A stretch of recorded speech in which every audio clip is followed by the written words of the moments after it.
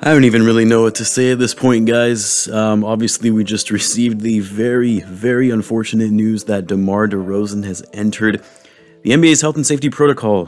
This news is just breaking, so I'm sure there's going to be more details in the coming minutes or hours. I imagine that this means that DeRozan has likely tested positive for COVID and will likely have to miss at least 10 days, very similar to both what happened to Kobe White and Javonte Green. Obviously, we've received all the other positive COVID tests that have come from players against the Hornets. It sounds like someone obviously had it in that game where the Bulls and Hornets played each other, and now it is starting to spread across multiple people throughout both of those teams.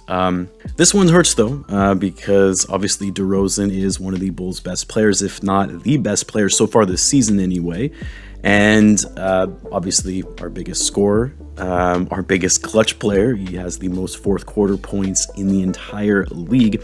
So this is going to be a big opportunity for a guy like Zach Lavine to really step up, who, don't get me wrong, Lavine has been playing incredible basketball anyway, so it's not that he needs to be playing even better than he already has been, but stepping up in the sense that you're not going to have that additional scoring threat like DeMar DeRozan in a fourth quarter type situation, and also for Vucevic as well, another really key elite scorer for the Bulls that they're going to need. But now with 3 players out, Caruso also being a bit banged up with his injuries, the Bulls are going to be extremely short-handed for this upcoming week or two, and so there's not really a ton that you can do about it at this point. The health and safety protocol rules are in place. They're in place for a reason, and you can't really get around them. Unless, of course, you're LeBron James, but we won't go there at this point in time.